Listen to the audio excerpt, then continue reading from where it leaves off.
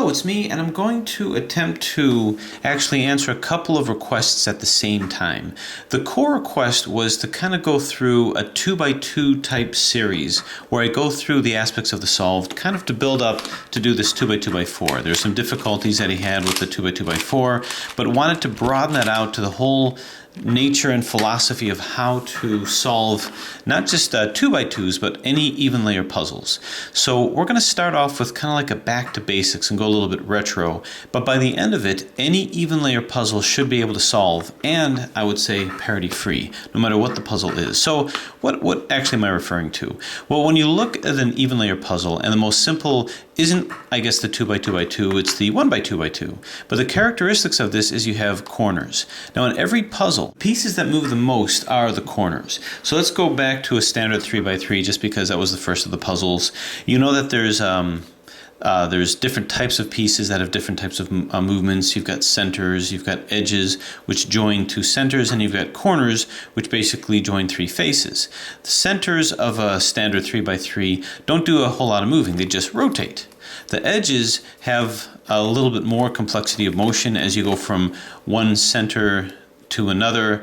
You go from one center joining another center to yet another center. But the ones that have the most degree of motions appear to be the corners. The corners can move around the most. So we're going to banish this for a little bit and start off over here. So the aspect of a corner is that they're joined on either side by something in the middle here. If it's just an even layer puzzle, it's hidden on the inside. If it's an odd layer puzzle, it comes out from the core, and it's on either side of that piece that comes out. For instance, here, this goes all the way to the core, here it doesn't. Banished again. So in terms of the solve of this is a 1x2x2. This is mass produced. You can add this to your collection if you like to see things build up.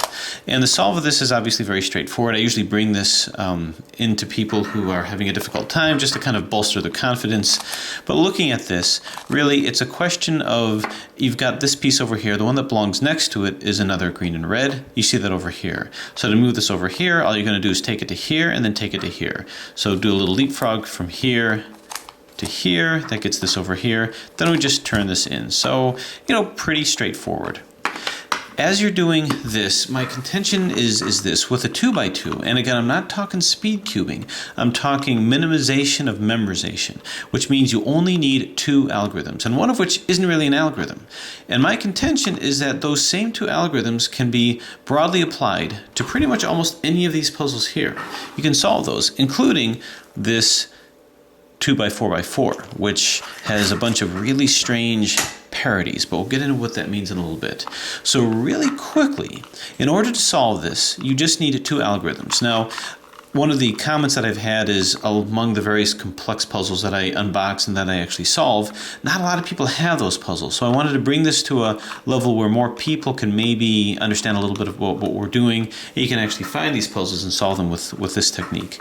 So the only algorithm, two algorithms that you need to know, is one of which that swaps these two corners over here. So this is a corners only puzzle, no centers, no edges, corners only puzzle, where each piece joins three faces. So a corner swap would just be swapping these two, to which case you might say, well, wait a minute, according to the law of cubes, you can't swap an odd number of pieces. You have to swap only even number of pieces. So that's actually true, but it doesn't really happen that way. What's really happening with this quote corner swap is this is staying exactly where it is. This is coming to here, this is coming to here, and this is coming to here. So these two maintain their association with each other, but they shift over to here, and all that's happening is this is shifting here. But there's going to be a turn in it where it would have appeared that these two swapped, when in reality they didn't. This stayed the same, this shifted here, and these came over to here. So this just shifted over to here, but we'll have it turned into this position at the end, so it looks like they swapped. So those who wonder if this movement that we're going to do breaks the law of cubes, understand that that it actually doesn't. This is a 3 cycle. So it would be like saying these two swap, and then these two swap. So that would be like 2 swaps. And the way this goes is this being R, R2, U, R2, UI, R2, and then turn the entire puzzle counterclockwise by 90 degrees, then do R2, UI, R2, U, R2. And now what you're going to have to do is move it actually back by doing a UI. By moving it back, you put these in association, and that's where the illusion of swapping comes from. But basically, you can see it looks like these two swapped. In reality, it just moved around, and you ended up moving it back to make it appear that way. That's the only basic algorithm that you're going to have to know, is that corner swap. So you're most of the way there. If you're to get it back, R2U, R2 UI, R2, 90 degrees counterclockwise, R2 UI, R2 U, R2, and we'll just do a UI to move that back. The other thing that you need to know is moving corners in or around. So if you wanted to move a corner down to here, if you wanted to swap these two, then you just do RI, DI, RD. So these two got swapped and these two got swapped. You can ignore that, but this swapped this over here. Now if I do that algorithm again, it will bring this back up, but it will have this rotated. These guys will swap back, but they'll also be rotated. So in that way, we don't disrupt the law of cubes. RI, DI, RD. So by doing it twice, I've moved this back up, but I've actually rotated this around. It doesn't matter how it rotated, just recognize that it did. These two got swapped back, but it got rotated too. If you do that 3 times, you're going to end up rotating it around and bringing it right back where it started. RI, DI, RD, RI, DI, RD.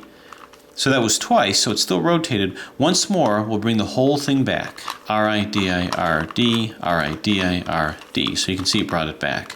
So anytime you want to rotate this, just do RI, DI, RD twice. The first one will bring it down here. The second one will bring it up to here. So let's say I wanted to move a piece from here to here. Doing an RI, DI, RD will move this back.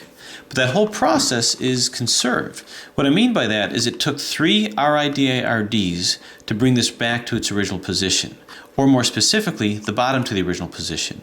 What I can do is I can do one time here, move the next one in, and do it twice. These two will be messed up, but this bottom will be back to its original configuration. Doing the RIDIRD 3 times will bring the bottom back to its original configuration. Here's what I mean. RIDIRD, RIDIRD. That represents 1 cycle. What I'm going to do is I'm going to move this over here and do 2 more cycles of the RIDIRDs. Doing it twice represents 1 cycle. So I'm going to do 2 cycles, RIDIRD, RIDIRD, that's 1 cycle. Do it once more, RIDIRD, RIDIRD. So that was a total of 3 cycles. That brought this bottom back, and all you did is you swap these guys around. So in so doing, as long as I do it 3 times, I'll always bring the bottom back. Because what it's doing is it's swapping this back and forth, and it just keeps rotating that until it comes in right. The reason why that's important is because when you find yourself in a situation where you have the bottom layer or the first layer done and you want to move these in, it's always going to be in a situation where if you RIDIRD it enough, you're going to rotate them back. So this is a classic situation where you have to work on what we would call the orientation of the last layer. That means everything has to be rotated up. This has to be rotated up. That's OLL, or orientation of the last layer. So when you're in this position, keep doing RIDIRD. The total amount that you're going to be doing is 3. It's always going to be that way. So let's do this. Let's do this over here. RIDIRD until this is oriented correctly. RIDIRD, RIDIRD. It's not there yet. RIDIRD, RIDIRD. It is. So that was 2 cycles if you were keeping count. I move this in, and I know that 1 more cycle is going to be needed to rotate this up and to cause this to rotate and to cause this side to be once again back rotated in the proper position. In other words, all of these oriented right. And I know that just by the law of cubes. So just 1 more cycle should do it. RIDIRD, RIDIRD. Well, then you can just move that back over there. So basically what that means is there's a conservation of movements here. And that's why that actually works. That's why the orientation of the last layer, or OLL, works. What I was doing when I was swapping these two, that's called a permutation. So a permutation is when you move a piece from one place to another. Orientation is when you rotate it into position. So the permutation of the last layer is putting them all in the proper place. Orientation is when you rotate them in the last place.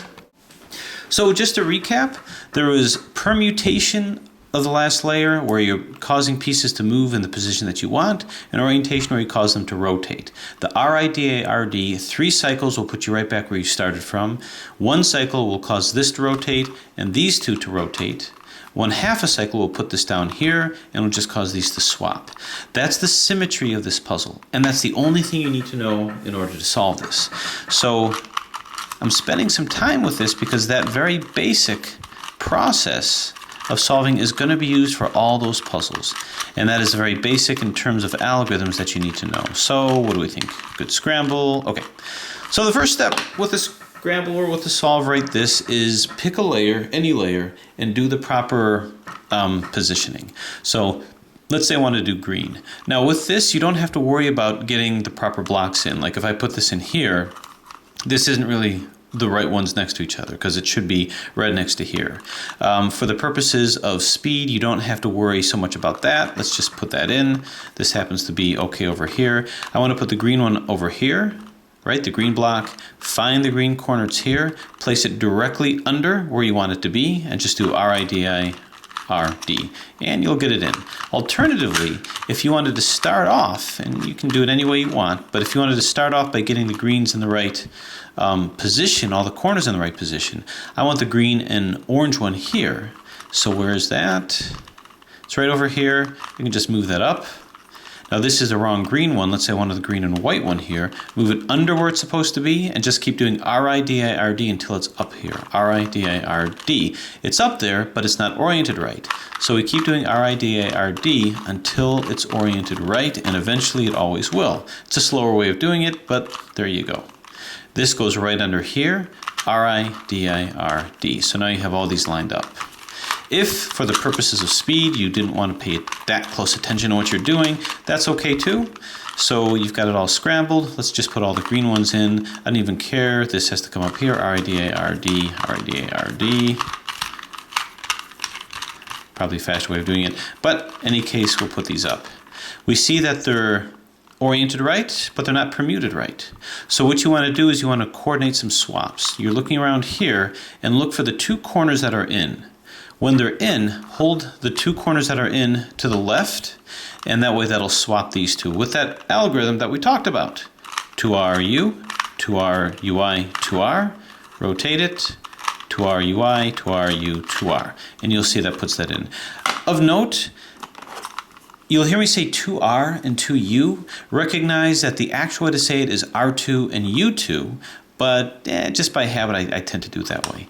Anyway, this is the first layer. Turn it upside down. Find the color that is on every corner. That's supposed to be up here. It's all blue. So none of them are oriented correctly. So all I'm going to do is I'm going to do RIDI-RDs until they're all oriented. Put one on the right side and just keep doing RIDI-RD. It will automatically work out. By the end of it, they're all going to be oriented correct, and this will be back in. And you can count to see because this is going to be in integers of 3 rather. So RIDI-RD, RIDI-RD. It's in, and that was 1 set. Move the next one in line and do the next one. See if it's 2 sets to bring it up. RIDI-RD, RIDI-RD. That's 1 set. RIDI-RD, RIDI-RD. That's 2 sets, it's up, and predictably the bottom should be back in again. So we'll move the next one in line, and the same kind of thing. This will be a total of 3 to bring all these up. RIDI-RD, RIDI-RD. Keep doing it. RIDI-RD, RIDI-RD. That was 2 sets. Bring this in here, and you can impress your friends by not even looking at it, knowing that 1 set of RIDI-RD will orient this correctly. RIDI-RD, RIDI-RD. And there you have it. You've got orientation of the last layer fine. Now it's just permutation where you have to move them into position. I see these 2 are in. I'll just move it by its proper place on the bottom layer. These 2 need to be swapped. So hold the 2 corners that are in to the left side and just do our corner swap. 2RU, 2RUI, 2R. Turn it counterclockwise. 2RUI, 2RU, 2R. And then you can just line these up and it's done. So basically it's a pretty simple solve. It's a corners only solve, and the only algorithms you need to know are corner algorithms, which is the corner swap and also the RIDI-RD.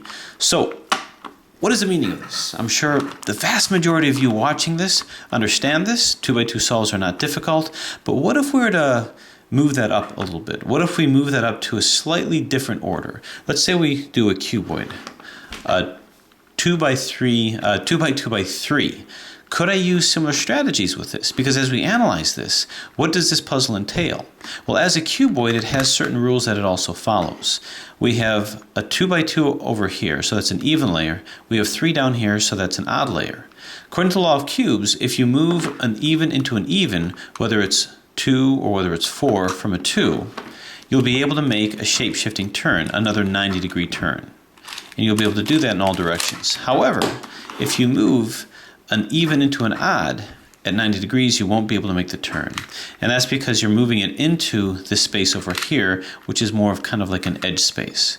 Now, my contention with this is even though it has an odd number down here, this is still pretty much a pure even layer puzzle.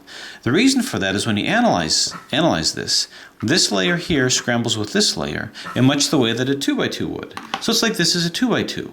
Well, what about this? Would this qualify as an edge?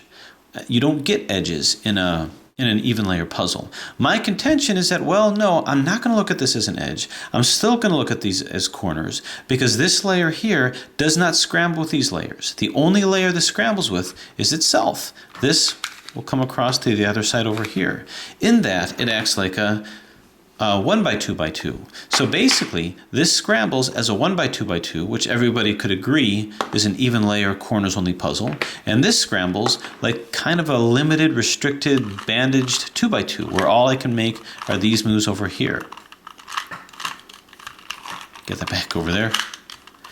Which means it's 2 solves in one, where the bottom and the top are limited. In other words, you'll never have issues of orientation, but purely permutation. To get an issue of orientation, you must do an RI-DI, but we can't do a DI. If you can't do a DI, you won't get a rotation. You need that DI to make a rotation. If you can't do a rotation, you will not have an issue with orientation. Only permutation, where this may be flipped over to here. So because of that, we'll go through a very quick solve and see that it's pretty much like a limited version of this side. There's a slightly different kind of a strategy when you have a cuboid like this. So as we scramble this, as you can see, there's limitations with this scramble. I don't change orientation, only permutation and the particular side that it's on. And this layer, well, only scrambles with each other. Not much else that it's doing. Scramble this here and go like this. Well, make it a little more challenging here. And like this. Okay, so by what technique would I use to solve this? Well, the first thing that I'll do is let's do the middle solve. This is solved exactly like a 1 by 2 by 2.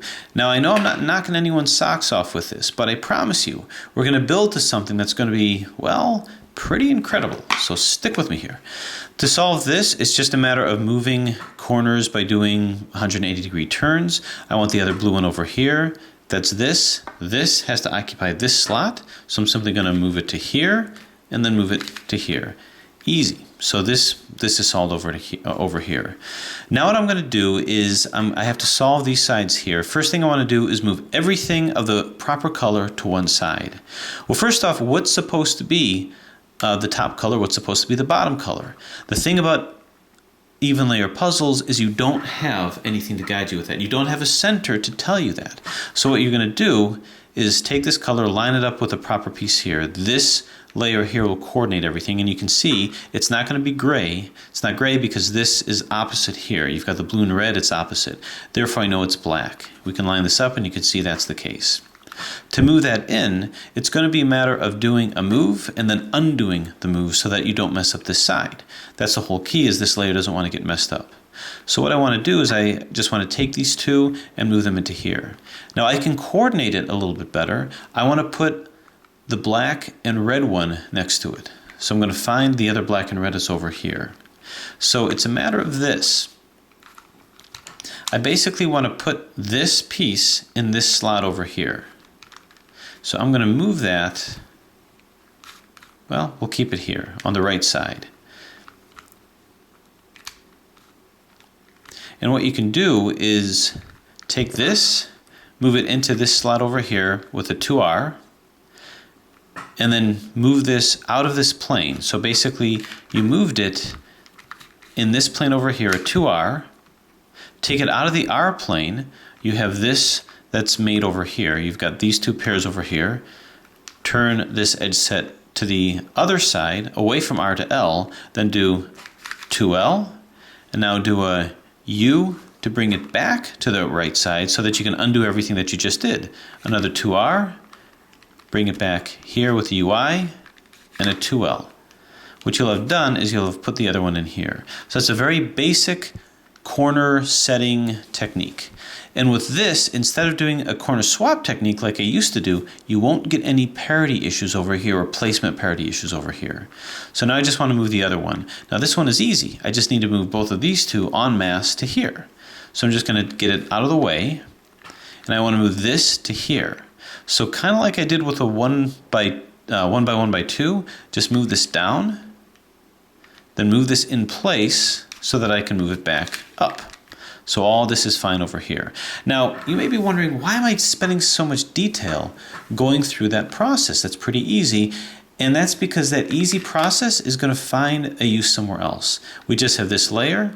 As you can see, we need to do permutation of the last layer. It's all oriented correctly, so I'm going to have to do some corner swaps. If you don't have any two that are in, just do a random corner swap. A random corner swap will give at least 2 corners that are in.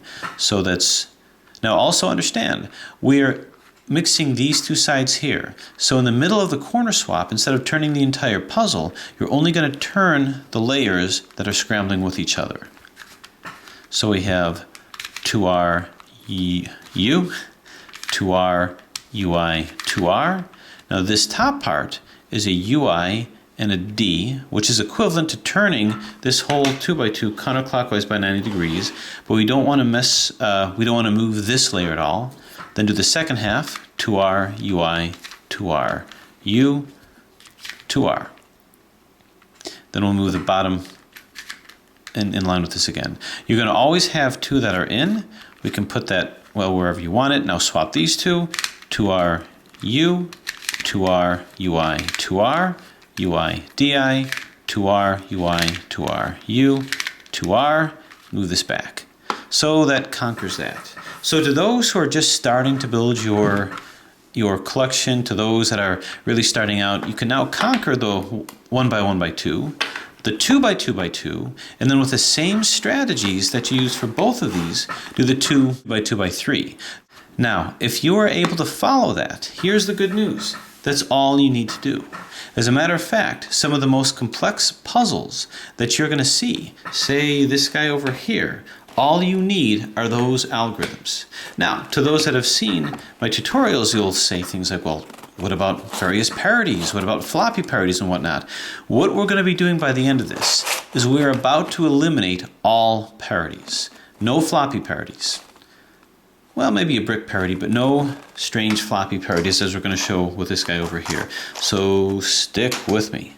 Now that we've conquered these, can we apply this to a slightly more complicated puzzle, which is the 2 by 2 by 4? The 2 by 2 by 4, because you're moving an even into an even, can shapeshift.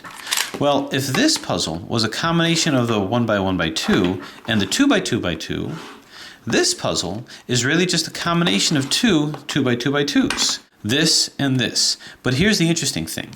This here is going to act just like a 2 by 2 by 2.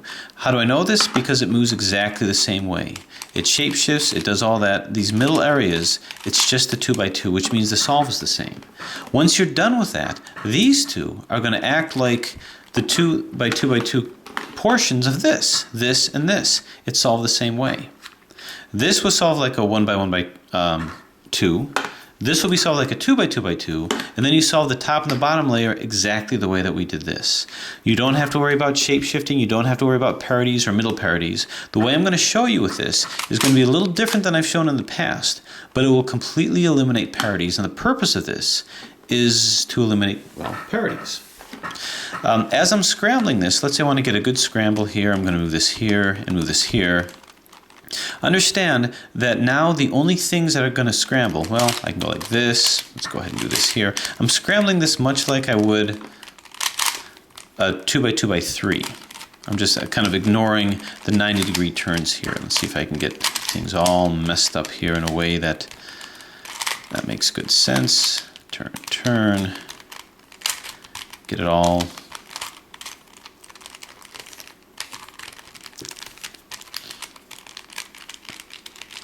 And yeah, let's do this. Turn, turn. Okay. So what do we think? Pretty good? Pretty good. The next part of the scramble is going to be really just the core 2x2 scramble, because we're going to move it down here and do 90-degree turns. Now understand, if I can do a RI and then a DI and then an RD, I've now just done issues with orientation. I've rotated this. But what have I done with these? I've done nothing with these. These are only rotating insofar as these are rotating. Once I rotate these back into position, these will all automatically be rotated right. So you'll never get orientation issues with these terminal or end layers because they're intimately bound to this. It's only rotated insofar as the piece that it's bounded to is rotated. So all of what I'm doing here, the shape shifting, is just rotating, doing 90-degree turns. And this process of rotation is only affecting my core 2x2 layer. It's not affecting the terminal layers because once I rotate these right, orientation will not be an issue here. If that made any sense, so I'm going to continue to do this now. This was one of the core questions that a viewer asked. Another one asked if there's a way to do this parity-free, and the answer is yes, and that's what we're about to get into. Just do some more random turns here. Okay, so what do we think? Nice and scrambled? Looks scary? Doesn't need to be. Although the scramble of this looks totally different than the scramble of this, the core solution is exactly the same, and again, no new algorithms. So the first thing that I'm going to do is do a simple 2x2 solve. The simple 2x2 solve just like this, but I'm going to ignore these last layers over here. I'm just going to do the inner ones, the ones that have just two colors associated with it, while the other, where the other color should be, is bound to the top. So let's say that we're going to do green again. Here's green. I'm just going to move another green one in. It doesn't even matter if it's the right color. You could do it with RIDI, RDs. You can see this one isn't here. Let's say I wanted to do that here. I want to move this green up to here. Why? Because the orange fits here. Another green, this green can come up to here. Although it comes up to here, you can see this red is going to clash with this. It's not oriented right, but let's say we wanted to put that in there. Actually, let's put this one in. Why? Because you can see that these two go together better. But let's say we didn't do that. I'm going to move this into here, put it just below, and do RIDI, RD. Keep doing that until we have the proper orientation. RIDI, RD, RIDI, RD. Keep doing that. Eventually it'll get in there. D. Okay. So we have these oriented correctly, but not permutated. Permutation is not correct. These two are where they need to be. These two need to swap. They need to swap so that these reds can be next to each other.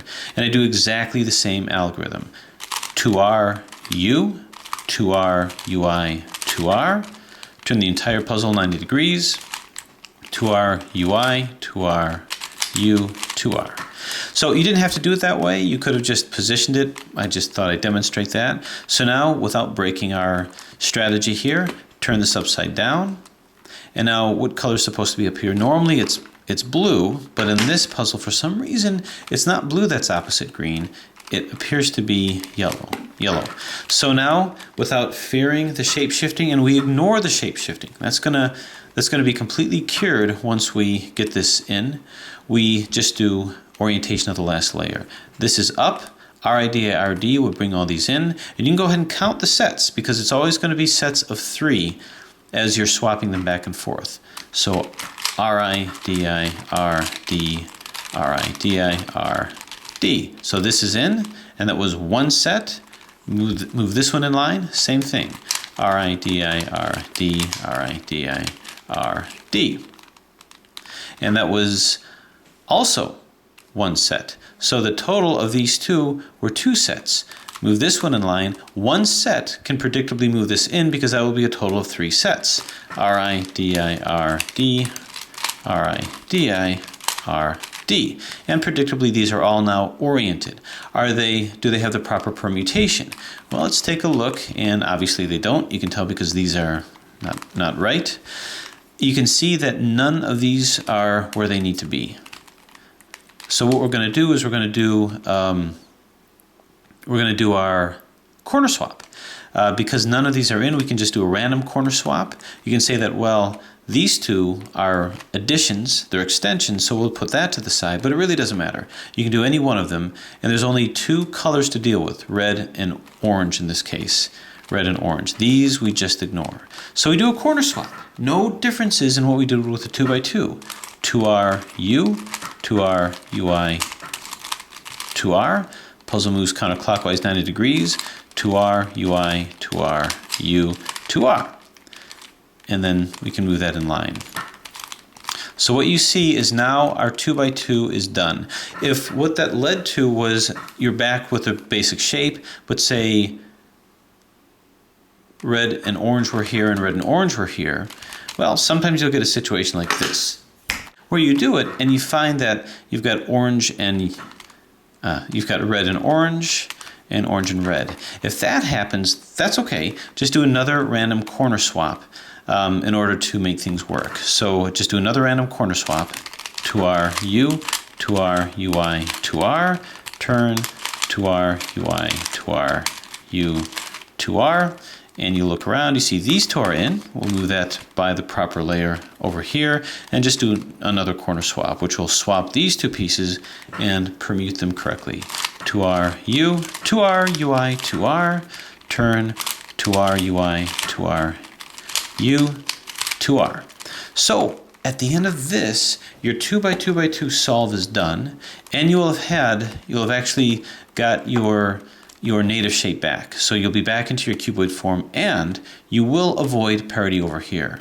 Best way to avoid parity here is now we just want to move these guys in. So I've got 2 whites over here. First off, which is the proper color over here? Is it white? Is it blue? We can move these in. As I move these next to each other, I see this green lines up, this lines up. So this is definitely white. I've got my 2 whites over here. So there's 2 ways that you could do it. You can either move it in piece by piece like we did, or I can just move it down here, bring this down, double turn, and bring it up. That'll do it. You can do it that way, or we can do it the other way and say, well, let's put the proper corner in here. The proper corner is going to be white with yellow. Here's white with yellow over here. So let's move this in this layer here so that a double turn will properly place it. And that double turn is going to be on the right side. So that's going to be a 2R. Do a U move to bring it to the left side. Bring this to the left side. So this, you don't want to do a U over here, it'll keep it on the right. Do a U to put it on the left. In this case, it'll be a UI. Don't memorize an algorithm with this. You don't need to. Just move it into the proper place. Do the right kind of a U move to make it go from the right side to the left side, and then do a 2L. And now undo it. Do the opposite U move that you did. In this case, it'll bring it to the right. Then do another 2R. And now bring it back. You can always keep track of what you're doing by looking at what's happening here. So obviously we have to bring it back, turn, and bring it back over here. So that'll place the proper white one over here. Now we just place the proper white one here. Let's practice it from the left side. So move this in. Whoop. Let's put this in right, so it's got to line up. I'm doing an L move to put it in. Do a U move to take it to the right side, and then do a 2R. Now reverse what you just did. Take it back, do a UI in this case, to bring it back to the left side. Do a 2L, then bring it back over here to do a 2R. That'll completely place this. All we have to do is this layer over here. These 2 greens are in, this comes to here, do a corner swap, same algorithm as this, but remember, we're doing this and this side with each other. These 2, what we've really converted this into, actually, if you think about it, a 2x2x3, because we've taken this 2x2x2 and converted it into this 1x3x3, where it only moves like this and like this, just like this, only moves in those directions. But it never moves like this. Doesn't have to do that anymore, just like this would never move. So now we just do a corner swap with this to our U, to our UI, to our UI D, to our UI, to our U, to R, and this moves back. So in many ways what we did is we reduced the 2x2x4 to a 2x2x3. By doing the 2x2 solve, we took this middle part, entered it into this, and then we just simply oriented these places the same way that we did with these over here. So it was kind of a quasi-reduction. But understand, doing it this way, you will never get the dreaded situation at the last layer where you get this. Forget about what I'm doing, forget about this algorithm, but you get everything down except for these two. Now there's a pretty easy fix to that, but we don't need to worry about that with this strategy because as long as you did the 2x2, these will always be coordinated. Once you coordinated these, you can look at these exactly like these, and these will never have that issue with that parity, and you solve these the same way. To those interested, to swap these two, to U, to R, to F, to U, to F, to R, to U. That may come back a little bit later, but for now, that's how to solve this, and that's how to solve this parity-free. And that's where that fits in terms of the perspective of this. 1x2x2 is really two puzzles in one, two basic puzzles. A 2x2x2 at the top and the bottom, which is bandaged in a way because you cannot do RIDA RDs, which means orientation is never an issue. And a 1x1x2, this can actually be reduced to this, which is a combination of these two. So in many ways, you're kind of reducing this to a combination of these two. But that's how to solve this using exactly the techniques that we had talked about. Only two algorithms are needed. Well, actually, only one algorithm and one quick commutator of RIDA RD. With this concept of how to deal with 2x2s, you now know how to solve practically every even layer puzzle. And what I'm going to prove to you next is how we can simply apply this to the more complicated versions. So we did a 1x1x2, 2x2x2, 2x2x3, and a 2x2x4. What if we add something to it? Like what about this guy over here? A 2x3x4. How does that change things up?